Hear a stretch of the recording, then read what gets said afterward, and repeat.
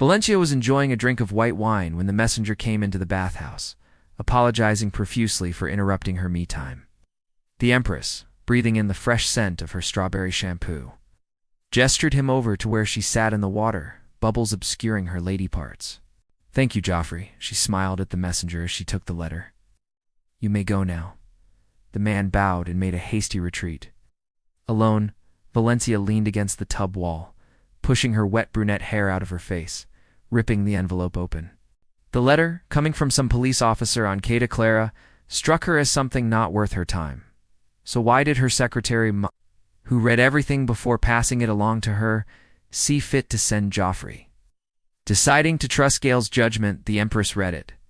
Rhea and Antonia were on Quai de Clara, and a boy who is a new recruit to the Redora Order? Her thoughts turned swiftly to Zeldris, her suspicions being confirmed. He failed in capturing them, no matter. Rising from the tub, she wrapped a towel around herself, making her way out of the bathhouse toward the Imperial Palace. Nice and snug in her pink bathrobe, Valencia sat with Prime Minister Severus Alexander in her chambers, each sitting in leather recliners. Alexander, a well-groomed black man in an equally well-tailored suit, studied the letter that Joffrey had delivered, his handsome features troubled. How could Lord Kern fail? He asked, knowing well Zeldris's reputation for successful missions. "We all run out of time," the Empress replied evenly, and that was the case with Zeldris. "It's unfortunate, but we'll manage to bounce back."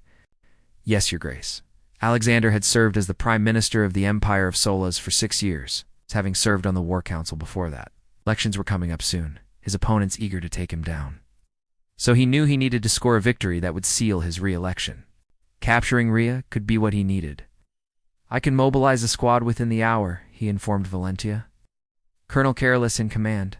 The Empress looked out the window into the night, hazel brown eyes hardening. "I spent too much time and resources on Rhea for her to fall out of my reach." "Severus." "I understand, Your Grace. I remember."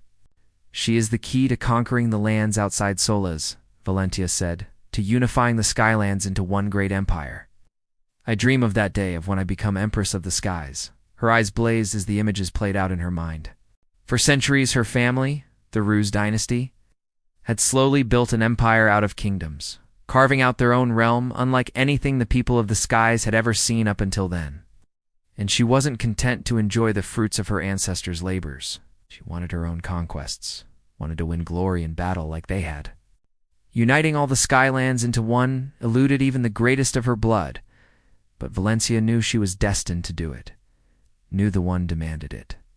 Shifting her gaze back at Severus, she leaned forward. "Prepare my ship. I shall lead the army to Acana."